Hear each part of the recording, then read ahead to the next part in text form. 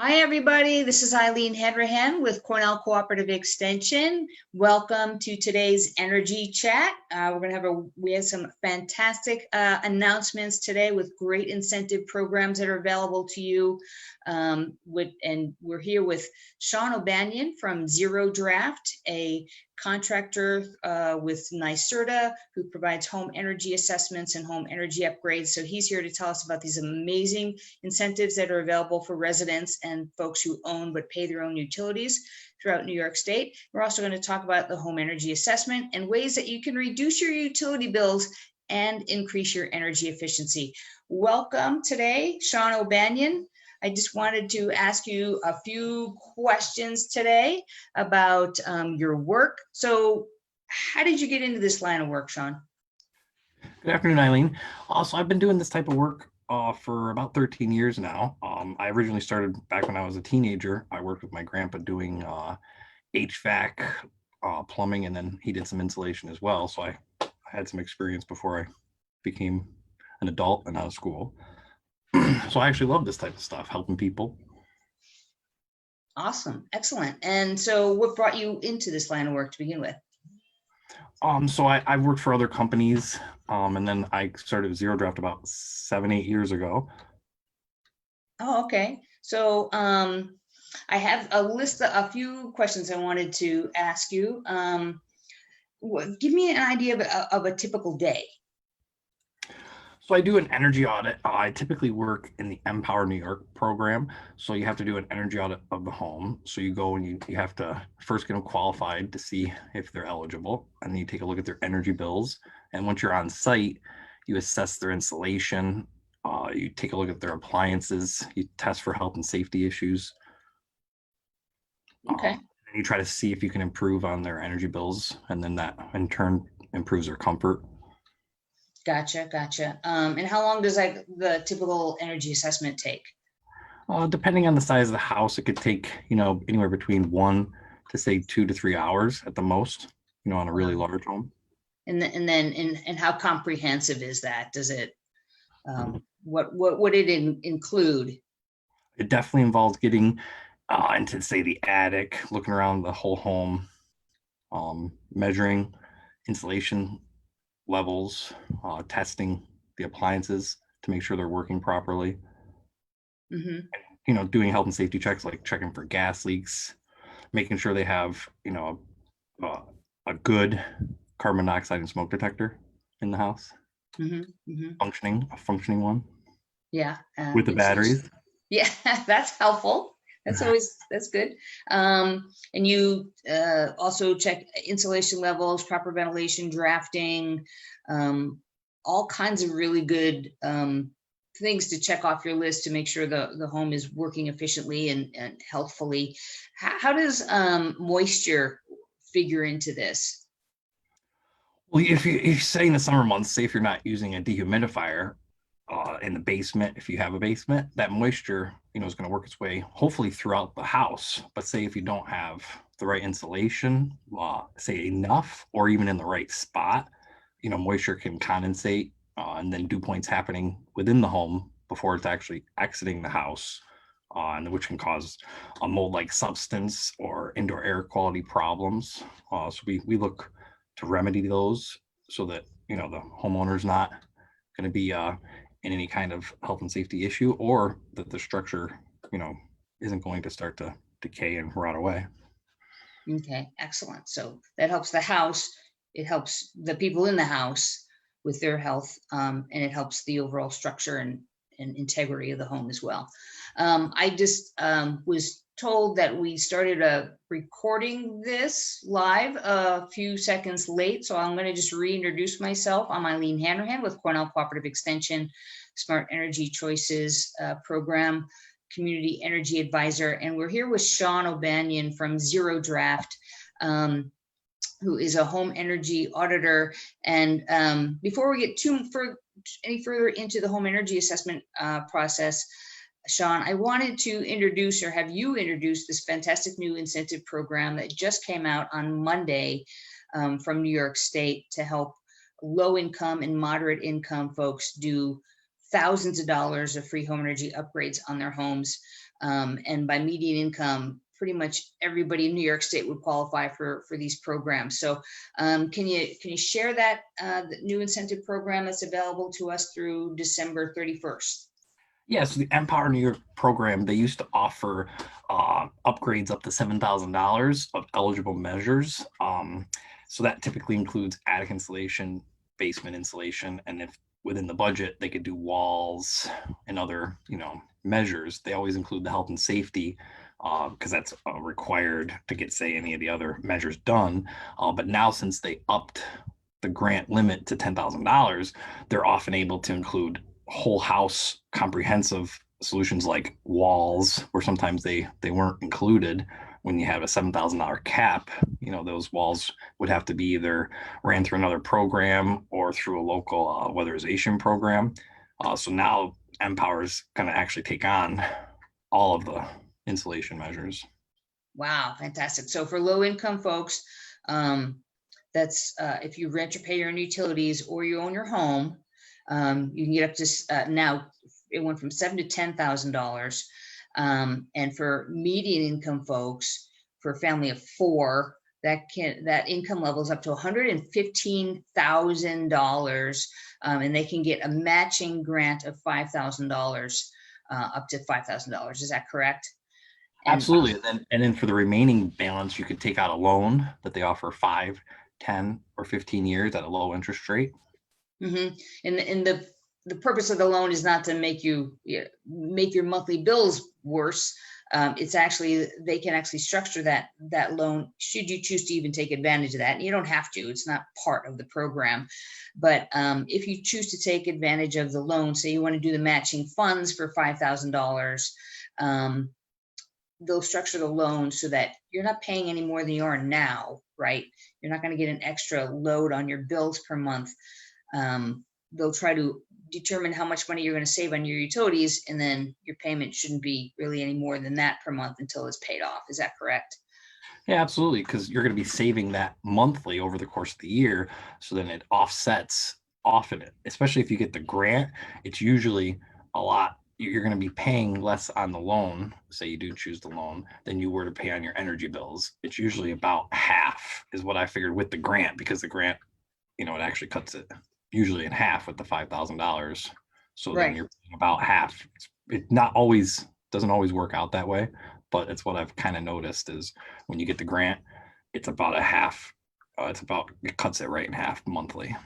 Wow, that's just incredible. And pretty much every resident of New York State, if you rent or own your own home, or if you rent but pay your own utilities or own your own home, you would be eligible for this program.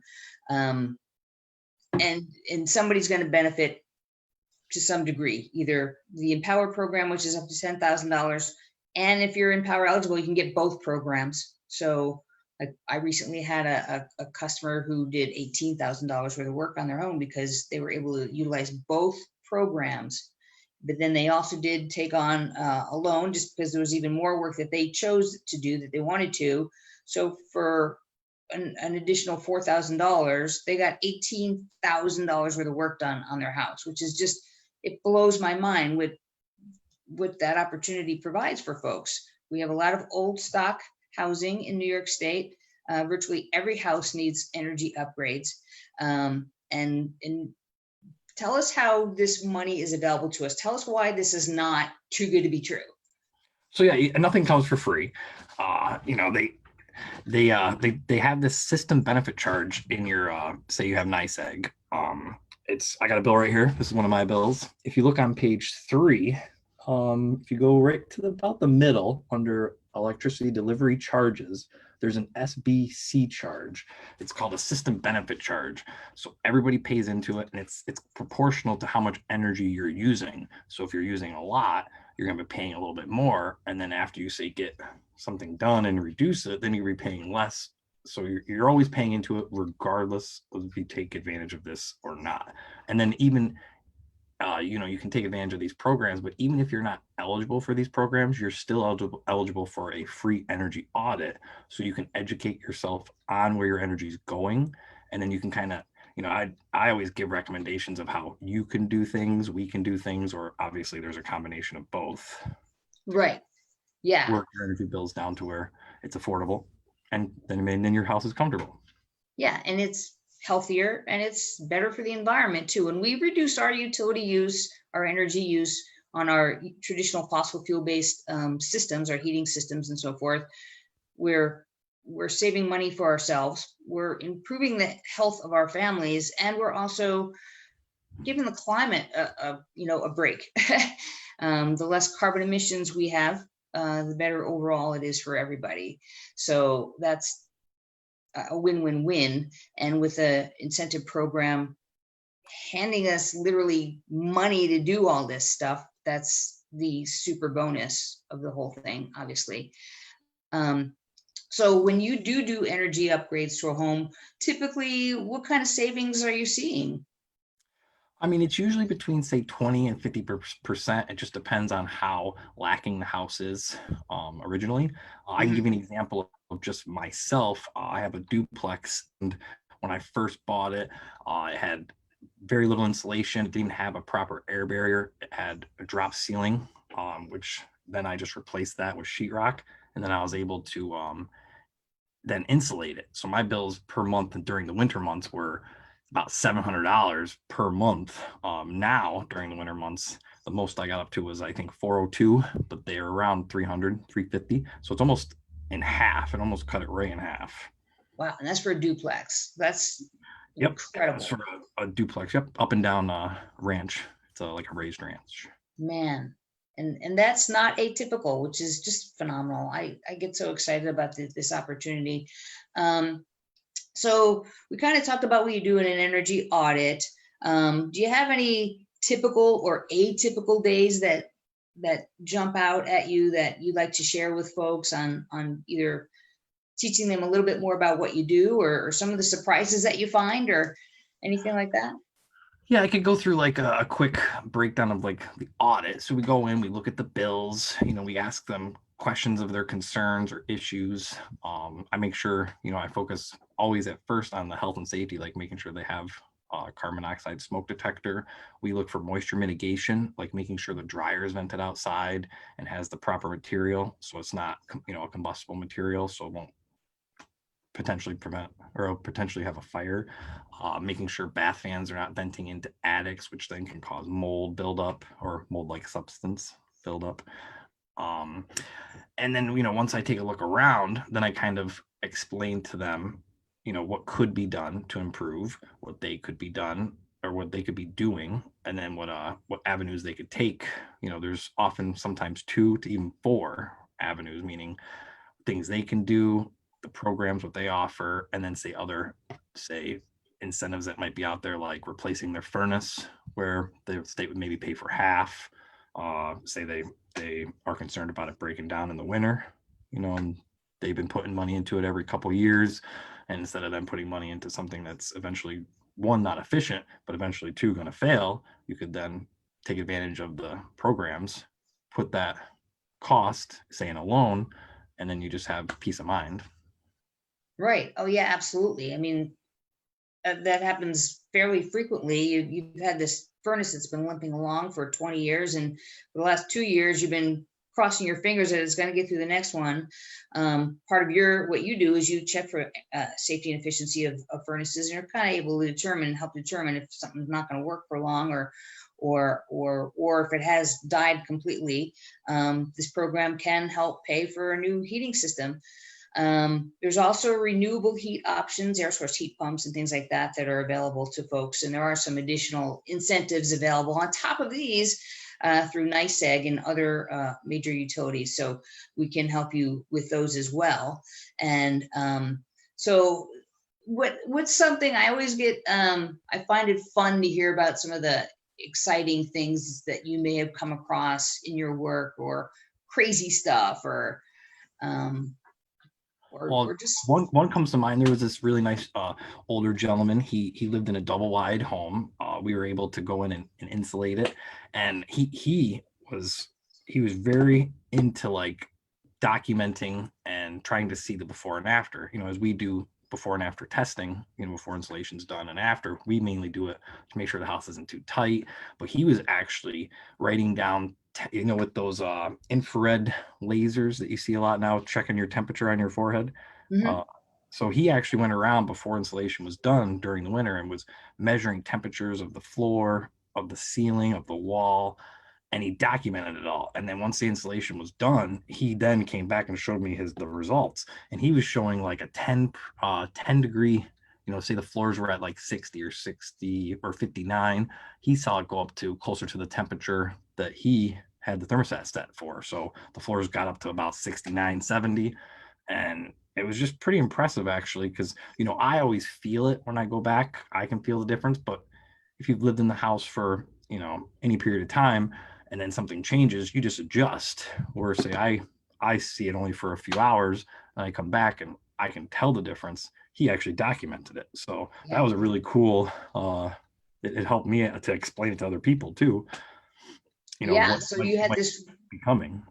real before and after documentation, which you never get to see. I mean, going in and then coming back, you see that you sense the difference, but to be able to have someone have documented the before and the after, With that's, numbers.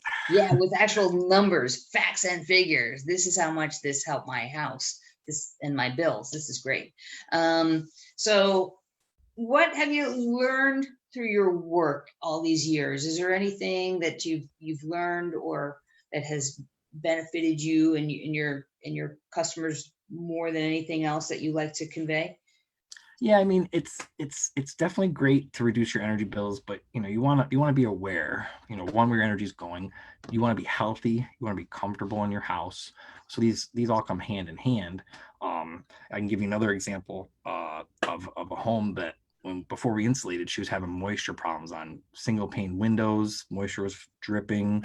She had space heaters throughout her home, and then once we were able to insulate, one, she was using no space heaters, and the moisture issue actually resolved itself because the house was able to maintain the temperature inside. And before the moisture was able to work its out, it was before condensating on cold surfaces. But then after we insulated, that moisture was able to work its way out, and there wasn't any moisture issues in the house anymore. That's wonderful. Which then it's definitely healthier to be in a home that's not having those issues. Right. Yeah. In so many ways. Wonderful. If there were, we got to wrap up in just a minute or two, and we are happy to take questions if there's any folks out there. Kareem Beers is monitoring Facebook right now. If you have any questions, you're watching us on Facebook, you can put those questions in the comment section, and Kareem is happy to relay those back to us. So we can stay on after our time is up in about 2 minutes and answer any questions. But I just want to ask you a couple of fast final questions. If there are 3 top things you want to convey to people to do right now to help save money on their utility bills, what would those be? Well, the first one that comes to mind is replacing your incandescent bulb with LED bulbs. I'll give you an example. 3 incandescent bulbs, a 60-watt incandescent, you times that by 3, that's 180 watts. We go in and we usually replace up to 16 bulbs. If you multiply 16 times 9 watts, which is what an LED is, that's 144 watts. So you could have all 16 bulbs on, and it would be using less energy than just the 3 incandescents that you had previously. So replacing light bulbs is a quick, low hanging fruit. You can definitely take care of that pretty readily. The cost of LED bulbs have come down a lot, and that's why these programs, say in the Empower, they take care of it firsthand. That's almost a instant take, Right. take care of that.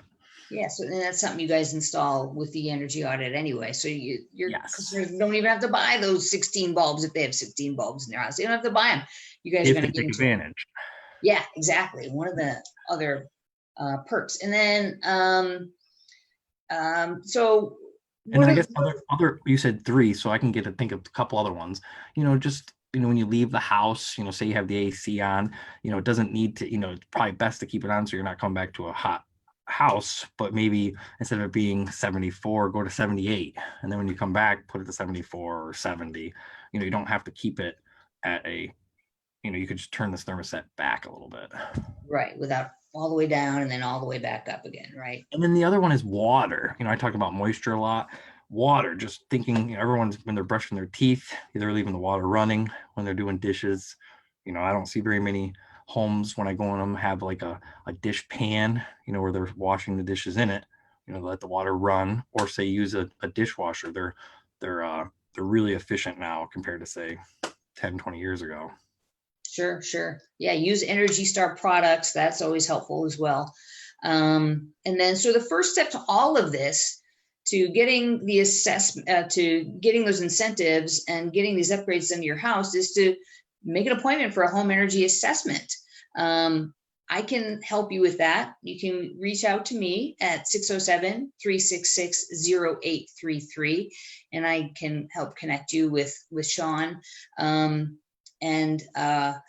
Or you can call Sean's office too directly. Just let him know that we sent you, that you saw this video, and that you want to look into getting a home energy assessment. But I'm available to answer additional questions and help navigate you to these folks. Sean, do you have a contact number that you'd like to provide? Yeah, absolutely. You could talk to one of the ladies at the office, 315-455-9376. Okay, fantastic. Is that Mary's number? It links right to the office, so you'll get Mary, Joanna, or Wendy. Or Wendy, okay. And we do have a couple of questions coming through. Does this program work for renters? Yes, as long as you pay your own energy bill. Okay. And I had one general question that just said programs, ? Maybe they're wondering which programs work for renters who pay their own utilities. So you can. That would be the Empower New York program, or the assisted home performance, which then the landlord would then have the option to take advantage of that. Where the Empower New York, the landlord has to approve it, but then there's measures that can be done without any cost from the landlord or the tenant. Right. Yeah. Are there any other questions coming through, Kareem? I'm just going to give him a minute. If anybody comes up with questions, we'll give you a minute to send those into Facebook, and they'll be relayed on to us.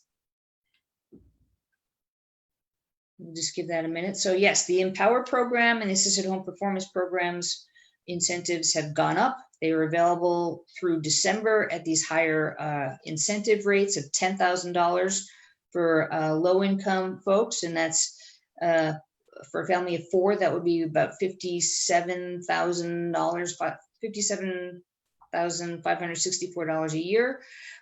For the Assisted Home Performance program is available for median income folks. That's for a family of 4, $115,128 a year is the cutoff. And if you're above both those income levels, we can still do a free home energy assessment for you. We can still connect you with renewable heat options, solar options, all kinds of options are available for everybody. So feel free to give me a shout at 607-366-0833, and I'll help you connect with Sean and some other folks to help bring your utility bills down and save you money on your utility bills. Thank you so much for coming out today, Sean. This was really fantastic, very informative. And we look forward to, we got another question coming in. It's about different types of insulation. Different types of insulation products. You do foam, you do cellulose, you do. We don't use fiberglass. Depending on the area of the home, you want to use a certain type of insulation. Okay. Yeah. Depending on where you're putting it and so forth, you'll use the cellulose or you'll use foam okay. Gotcha. All right. Thank you so much. This was very enlightening and informative, and we appreciate it. Take care. Thanks for joining us, everyone. Absolutely, Alan. Thank you so much. Stay safe, everyone. Bye-bye.